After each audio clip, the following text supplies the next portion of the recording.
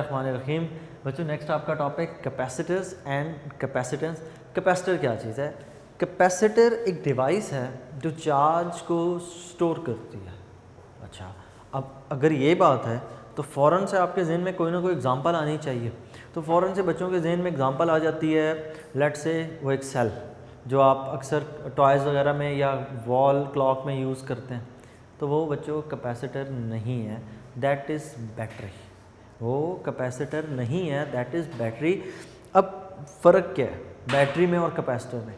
Capacitor सिर्फ़ और सिर्फ चार्ज को स्टोर करता है, जबकि बैटरी के अंदर चार्ज स्टोर नहीं होता, बल्कि बैटरी के अंदर इलेक्ट्रोकेमिकल रिएक्शन होता है जिसके नतीजे में चार्जेस मूव करते हैं और वो हायर पोटेंशियल से लोअर पोटेंशियल की तरफ फ्लो करते हैं, दैट इज़ कॉल्ड करंट।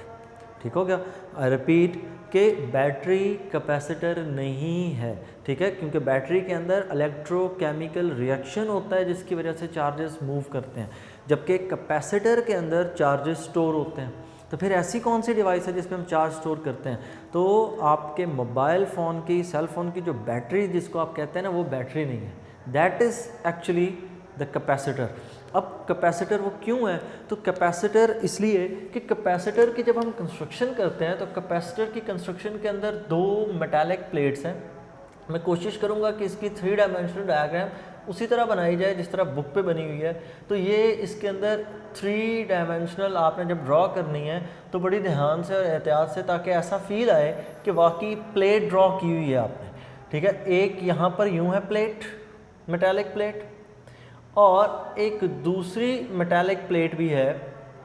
वो जो मेटालिक प्लेट है it is just like this, कि यहाँ से ऐसे और यहाँ से आपने एक स्ट्रेट लाइन यूँ ड्रॉ कर देनी, that is in fact the one plate. ये उनमें से एक प्लेट है। इसी के पैरेलल, इसके बिल्कुल साथ यूँ कह लें कि ये आपके सामने यूँ सिचुएशन है, दो प्लेट्स हैं आमने सामने। दूसरी जब आप यहाँ पर प्लेट ड्रॉ करेंगे तो दूसरी प्लेट मैं इसके साथ यहाँ पर यूँ ड्रॉ कर रहा हूँ। अब जब ये दूसरी प्लेट यहाँ पर ड्रॉ करेंगे तो ये वाला हिस्सा हमें नज़र आना बंद हो जाएगा, क्योंकि ये इस प्लेट के पीछे छुप जाएगा। दोनों प्लेट्स पैरेलल बनी हुई है ना, तो दोनों प्लेट्स जब पैरेलल ड्रॉ करेंगे तो दूसरी एक प्लेट पहली प्लेट के पीछे छुप जाएगी। ये मतलब हम आपको उसका साइड जो व्यू है ना वो हम आपको शो कर रहे हैं। It will be just like this. ये साइड व्यू आपको कुछ यूँ नज़र आएगा। ठीक है, अब मैं आपको ज़रा थोड़ा सा एक्सप्लेन कर देता हूँ। असल में आप प्लेट्स को यूँ एंगल पे देख रहे हैं, ये एक प्लेट, ये दूसरी, आप यूँ एंगल पे देख रहे हैं तो आपको सिर्फ फ्रंट वाली का हिस्सा नज़र आ रहा है, ये ब्लैक में, दूसरी वाली उसके पीछे छुप गई है। और इन दोनों प्लेट्स के दरमियान में ये जो स्पेसिंग है ना, that is represented by distance D, कि दोनों प्लेट्स के दरमियान में कोई ना कोई डिस्टेंस हो। तो सबसे पहले जी कैपेसिटर की कंस्ट्रक्शन आ गई। तो कंस्ट्रक्शन के अंदर पहली चीज़ आप इसमें क्या लिख रहे हैं जी? पहली चीज़ हम इसमें लिख रहे हैं 2 मेटालिक प्लेट्स। पहली चीज़ इसमें जी 2 मेटालिक प्लेट्स। नेक्स्ट, इन दोनों मेटालिक प्लेट्स के दरमियान में हम कोई भी इंसुलेटर मीडियम यूज़ करते हैं। तो दूसरी चीज़ जो आ गई वो क्या चीज़ है? An insulator medium. और उस इंसुलेटर मीडियम को हम नाम देते हैं, that is called dielectric. Dielectric क्या चीज़ है? It is the insulator medium placed between the 2 metallic plate. Insulator material है कोई भी। अब इस चीज़ को अगर मैं एक्सप्लेन करूं तो उसके लिए मैं अलग से डायग्राम बना लेता हूं। सपोज हमारे पास एक मेटालिक प्लेट, ये हमारे पास दूसरी metallic plate.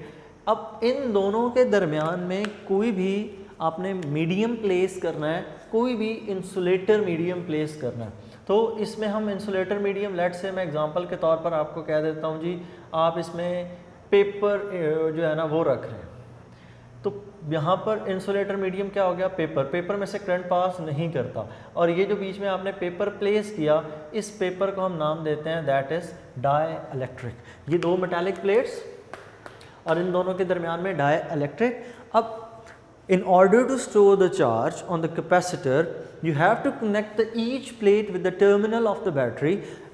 One plate will be connected with the positive terminal while other one will be connected with the negative terminal of the battery।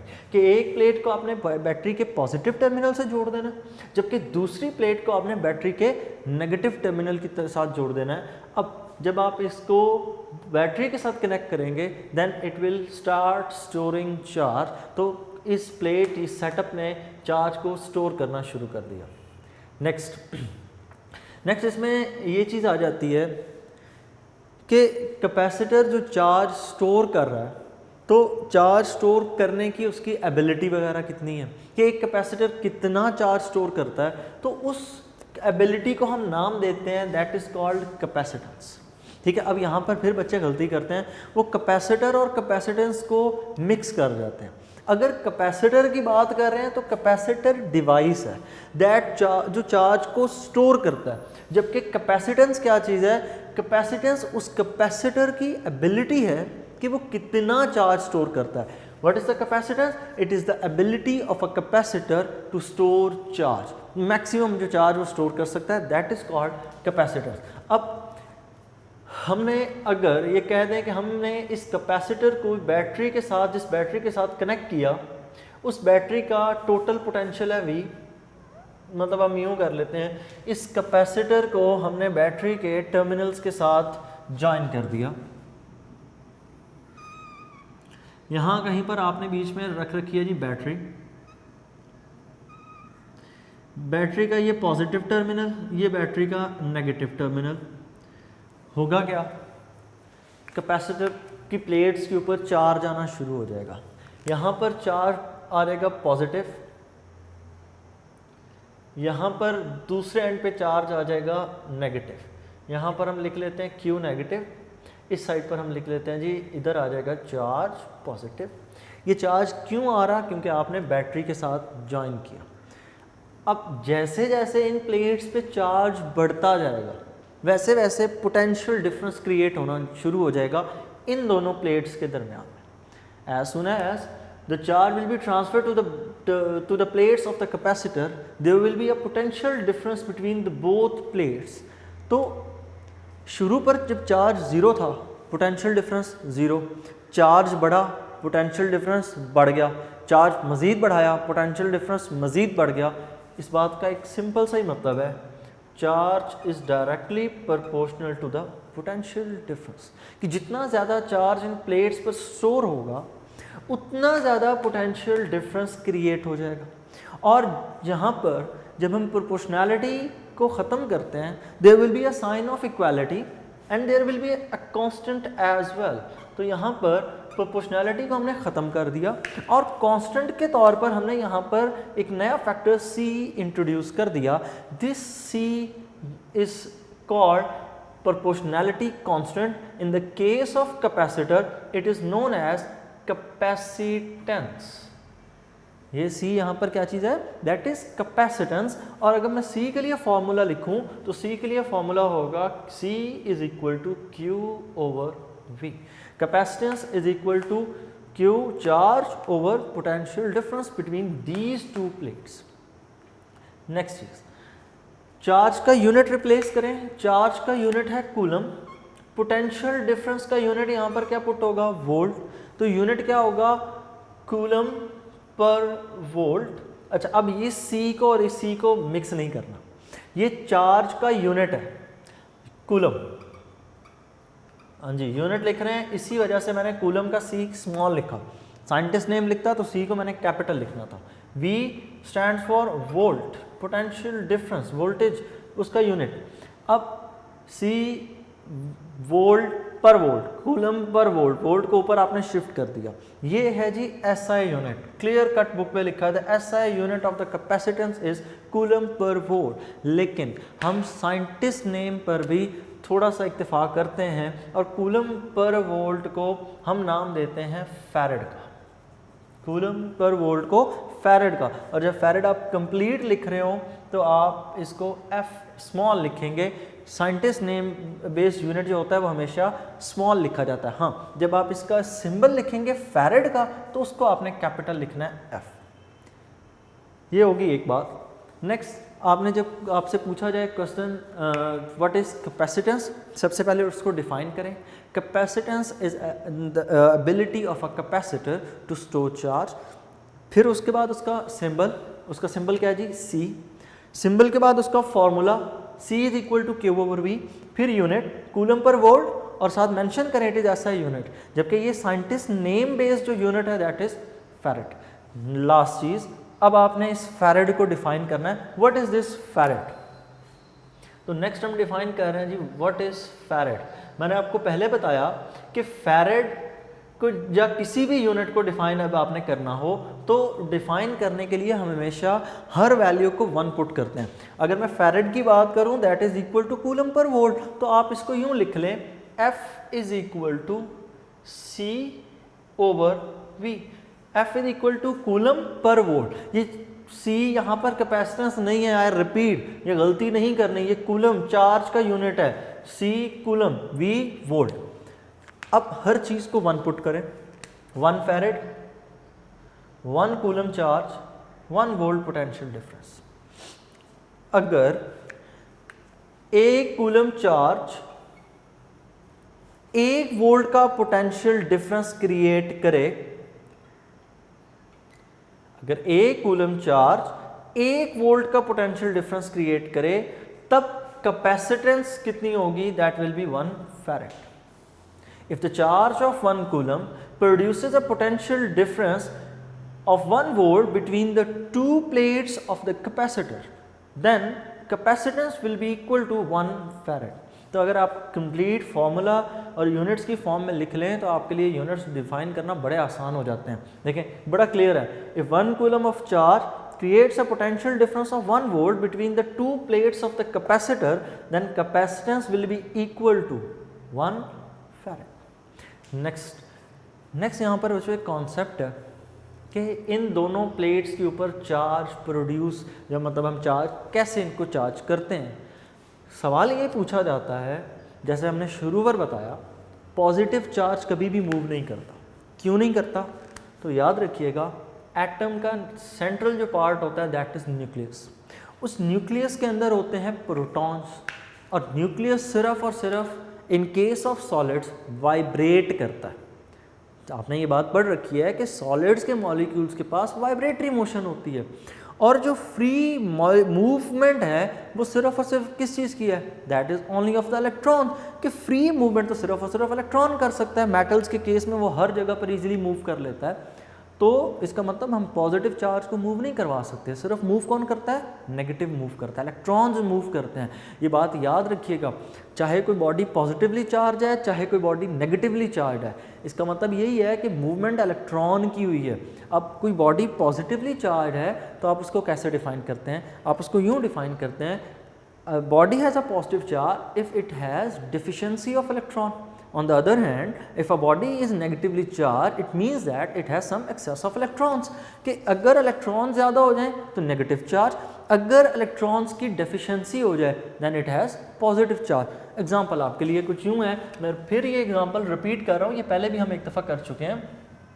अगर इस बॉडी के ऊपर सपोज पॉजिटिव चार्ज है और मैं इसको ग्राउंड से अटैच कर दूँ थ्रू अ वायर, ये हमने इसको ग्राउंड कर दिया। अब इस सिचुएशन के अंदर हमें ये बताया जाता है कि ये न्यूट्रलाइज हो जाएगा, तो न्यूट्रलाइज होने के लिए पॉजिटिव नीचे मूव करेगा, नो। इस प्लेट के पास, इस सरफेस के पास डेफिशिएंसी ऑफ इलेक्ट्रॉन है।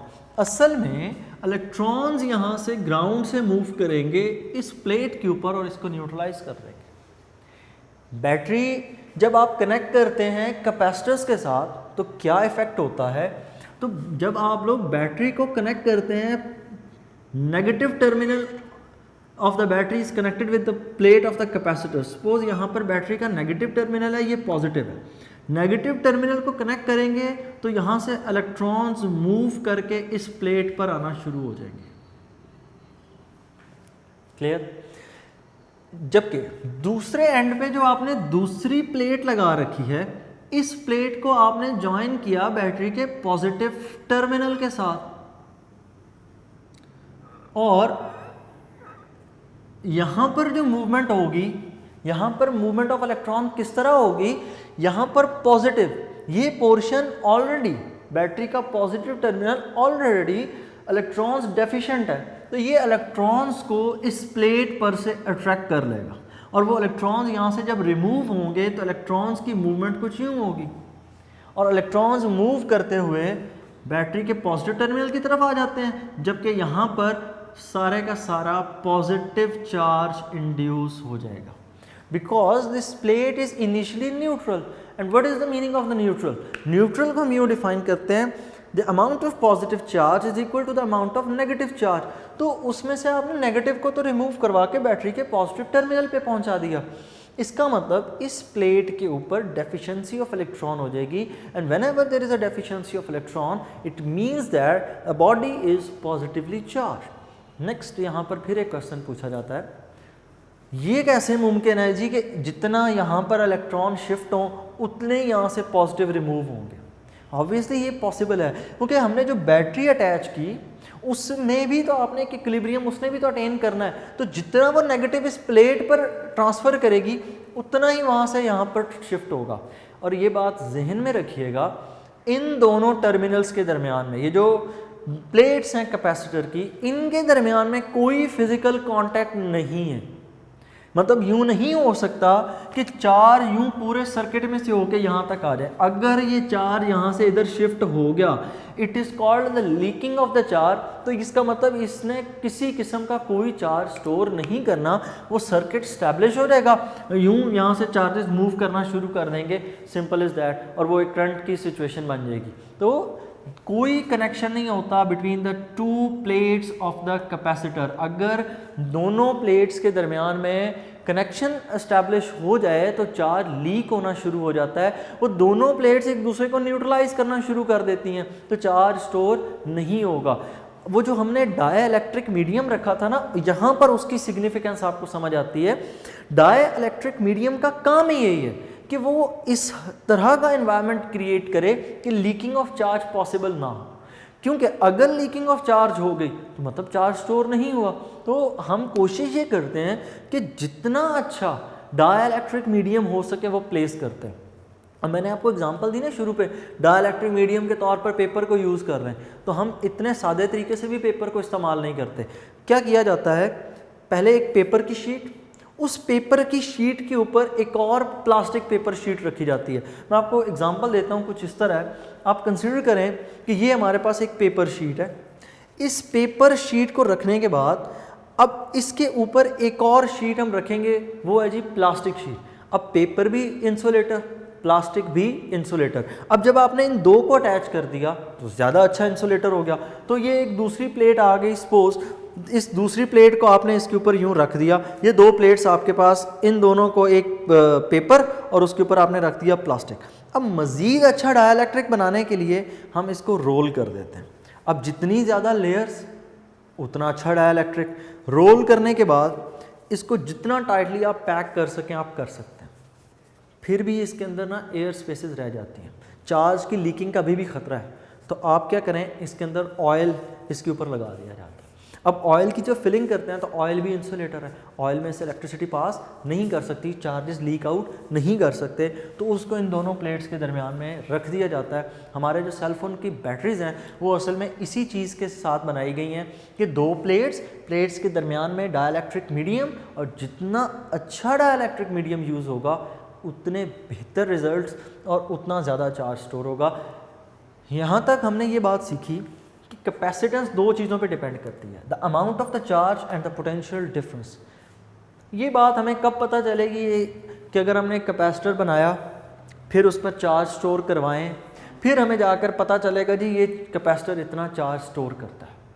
अगर हम कोई और तरीक़ेकार इस्तेमाल करें, मतलब हम मैथमेटिकली एक ऐसा तरीका निकालें कि हमें कैपेसिटर जब डिज़ाइन करें तो हमें पता हो कि इसने इतना चार्ज स्टोर करना है। मतलब कोई ऐसा फिजिकल पैरामीटर हो कि बजाय इसके कि आप चार्ज और पोटेंशियल डिफरेंस की वैल्यू निकालें, हम उसको सॉल्व कर सकें। तो नेक्स्ट जो टॉपिक है ना, capacitance of a parallel plate capacitor, वो है ही इसी चीज़ पे कि अगर हमारे पास फिज़िकल पैरामीटर से हमने मेजरमेंट करनी हो, मतलब उसके एरिया कह लें, उसकी शेप कह लें, दोनों प्लेट्स के दरमियान सेपरेशन कह लें, तो उन पैरामीटर से हम किस तरह से कैपेसिटेंस फाइंड करते हैं। तो नेक्स्ट हिस्से में हम ये देखते हैं कि how to find the capacitance without electrical parameters. तो उसके लिए फिर वही सारी की सारी बात, हमने एक पैरेलल प्लेट कैपेसिटर बना लिया, पैरेलल प्लेट कैपेसिटर्स के ऊपर को अटैच किया बैटरी के पॉजिटिव टर्मिनल्स के साथ, इस पे चार्ज स्टोर होना शुरू हो गया। अब जब चार्ज स्टोर होना शुरू होगा तो इसमें कैपेसिटेंस के लिए जो फार्मूला होगा, तो आप उसके लिए यूँ कह सकते हैं, the capacitance has a formula C is equal to Q/V। Capacitance के लिए बेसिक फार्मूला क्या है जी, C is equal to Q/V। अब नेक्स्ट हमने क्या करना है, हमने इसमें ऐसे के पैरामीटर्स यूज़ करने हैं ताकि हम इसका जो कैपेसिटेंस है वो फाइंड कर लें फिजिकल पैरामीटर से। सबसे पहली चीज़, previous concepts, Gauss's law, application number 3 और 2 दोनों के अंदर आपने एक कॉन्सेप्ट पढ़ा था, sigma is equal to Q/A। We named it as charge density, charge per unit area, charge density. तो आपकी basic equation C is equal to Q/V। उसके बाद नेक्स्ट, एज वी नो, अच्छा बुक पे ये प्रूफ तरतीब से नहीं है, बिल्कुल रैंडम तरीके से उसने प्रूफ किया हुआ, तो समझ नहीं आता। मैं एक एक स्टेप को बाकायदा एक्सप्लेन करके और तरतीब से करूँगा ताकि आपको इशू ना हो। As we know C is equal to Q/V, as we know sigma is equal to Q/A, that is charge density. आपने ये बीच में सारा एक्सप्लेन करना है फिर। तो sigma is equal to Q/A, from here we can say that Q is equal to sigma into A। आपने किया क्या, A को सिग्मा के साथ मल्टीप्लाई कर दिया।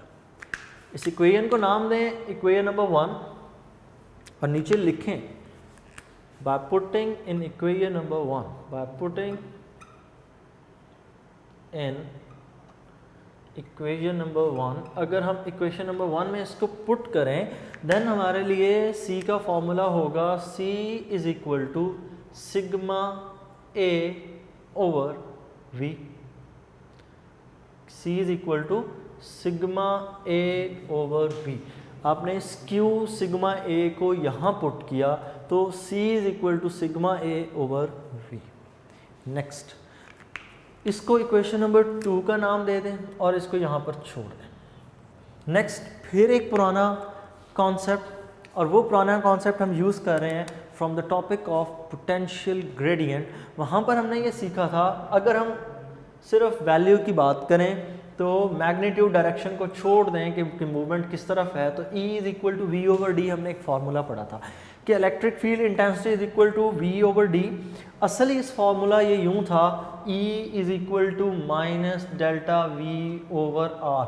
असल में यहाँ पर हम एक चार्ज को मूव करवा रहे थे तो हम उसकी मदद से इलेक्ट्रिक फील्ड इंटेंसिटी फाइंड कर रहे थे। तो वहाँ पर जब हमने किया था तो हमने ये कहा था कि चार्ज चूँकि डिक्रीजिंग पोटेंशियल की तरफ मूव कर रहा है तो नेगेटिव साइन है। हमें इस वक्त वो डिक्रीजिंग या इंक्रीजिंग की सिचुएशन तो है ही नहीं, हम सिर्फ वैल्यू की बात कर रहे हैं। तो वैल्यू के मुताबिक E is equal to V/D, E is equal to V/D। मैंने इस V को रिप्लेस करना है। अगर मैं इस V को स्किप करवाऊँ तो यहाँ से V की वैल्यू निकाल लें, यहाँ से V will be equal to E into D। ठीक हो गया। अब इसको यहाँ पर हम नीट में करते हैं। As we know E is equal to V/D, और यहाँ पर आपने साथ मेंशन करना है, एक्सप्लेन करें पोटेंशियल ग्रेडियंट। ठीक है, by rearranging V will be equal to E into D। अब इस V इंटू को यहाँ पर पुट कर दें।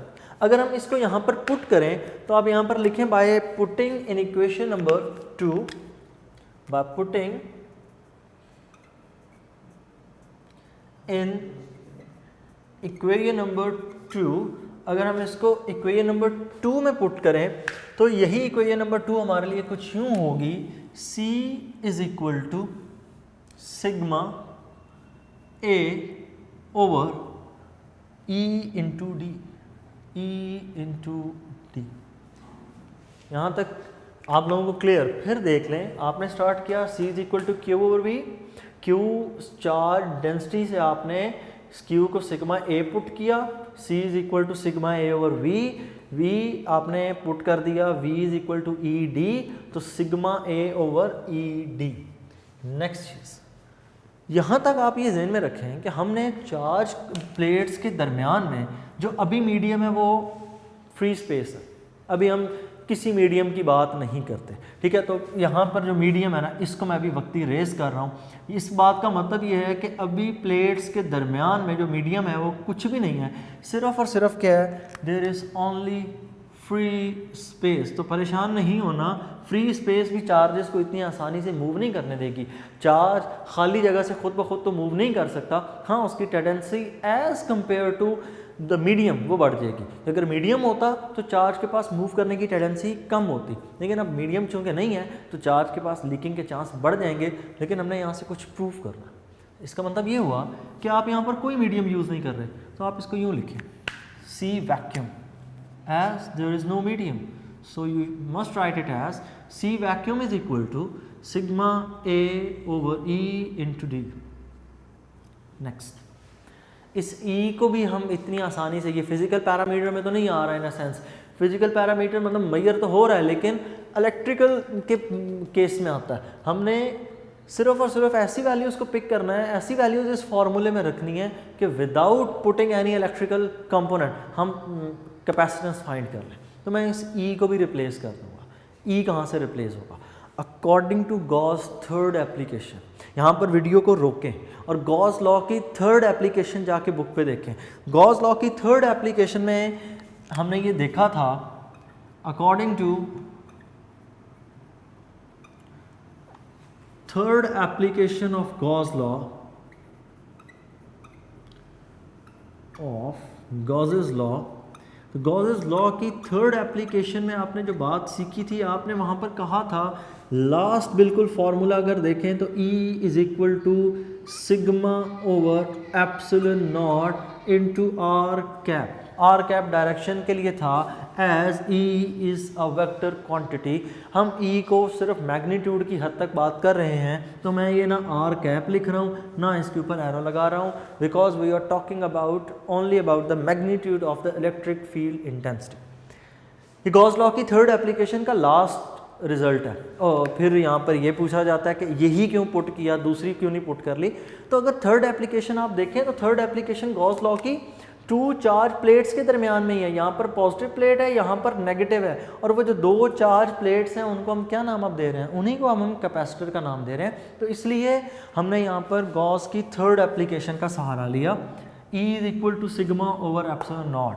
इक्वेशन नंबर 2 तक हो गया था, इसको नाम देते हैं जी इक्वेशन नंबर 3, और आगे लिखें, मेंशन करें by putting in equation number 3, by putting in equation number 3। और अगर हम इक्वेशन नंबर 3 में E की वैल्यू को पुट करें, then C vacuum is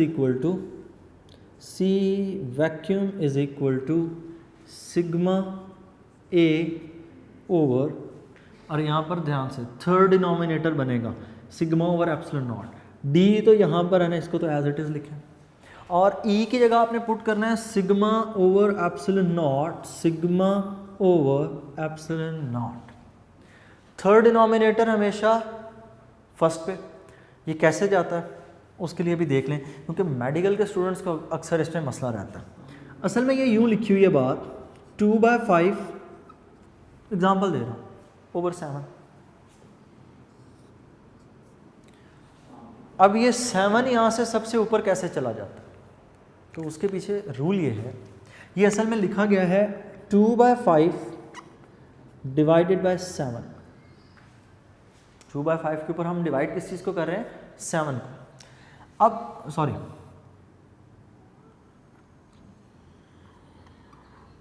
2/5 divide by 1/7।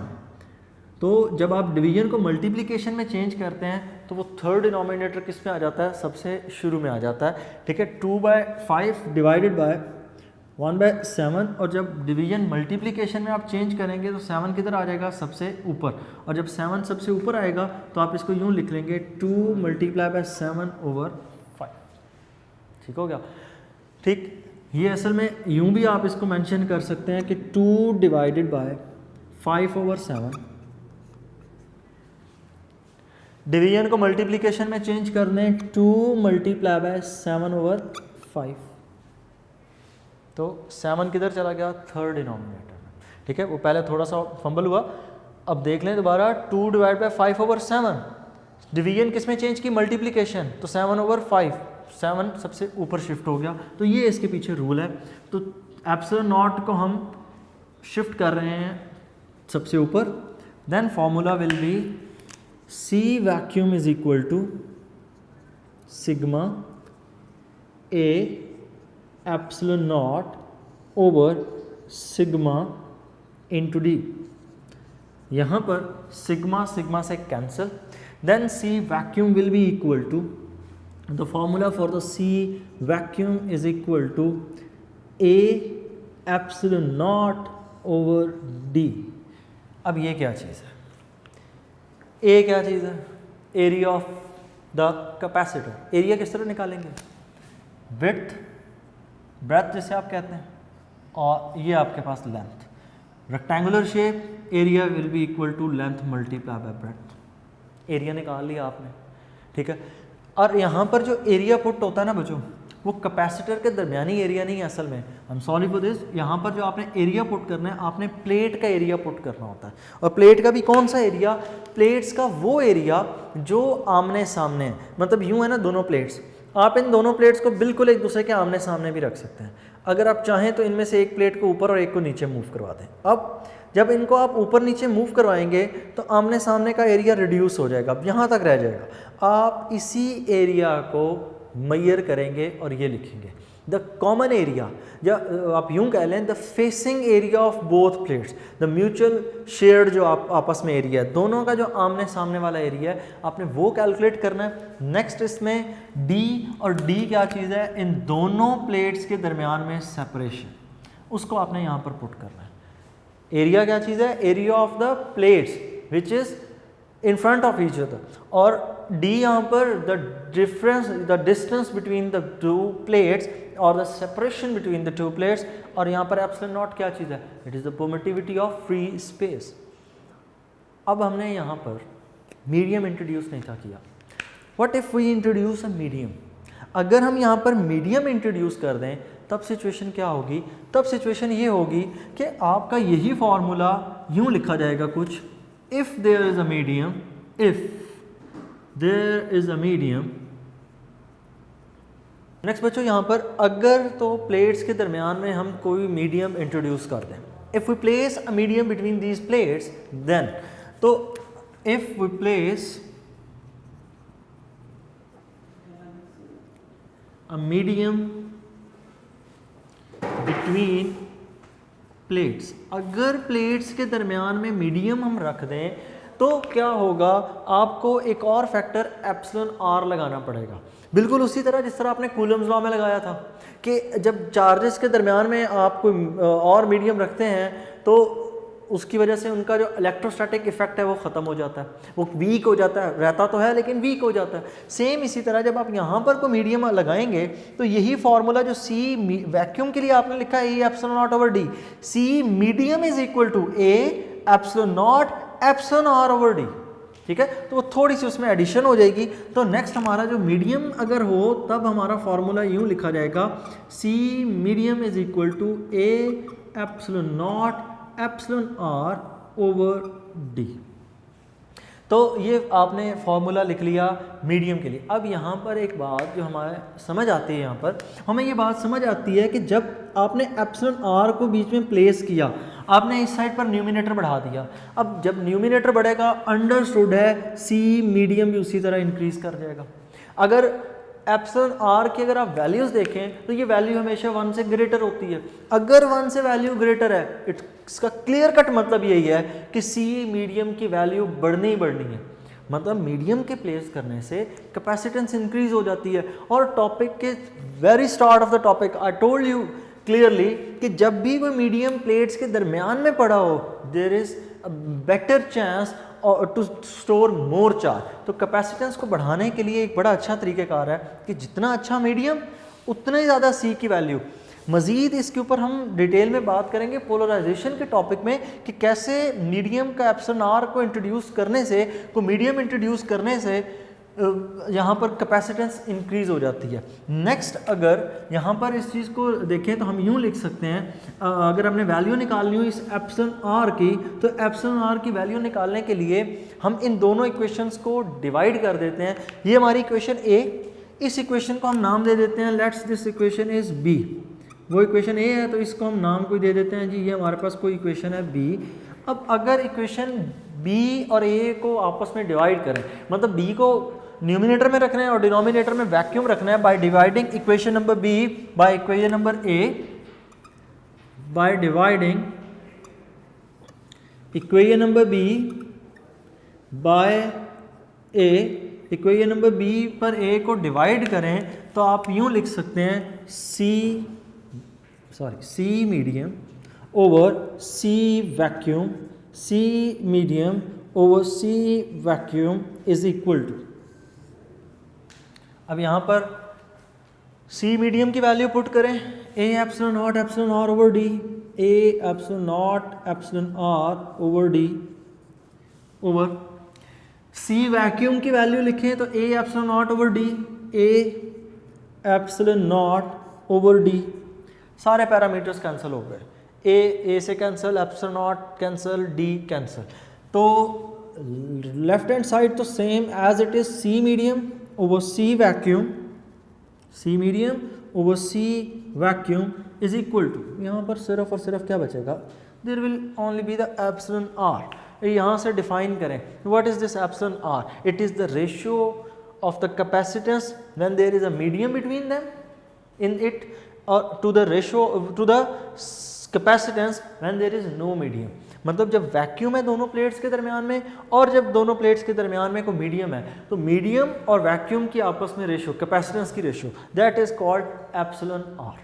तो यहाँ तक आपने इस टॉपिक को कंप्लीट करना है। जो हमने मेन गोल अचीव करना था वो हमने यहाँ पे कर लिया था कि कैपेसिटेंस हमने निकालनी थी ऐसे पैरामीटर्स के ऊपर कि विदाउट इलेक्ट्रिकल पैरामीटर हम उसको फाइंड आउट कर सकें, that is A epsilon not over D, A दोनों प्लेट्स का आमने सामने का area, epsilon not permittivity of the medium, और डी इन दोनों प्लेट्स के दरमियान में सेपरेशन।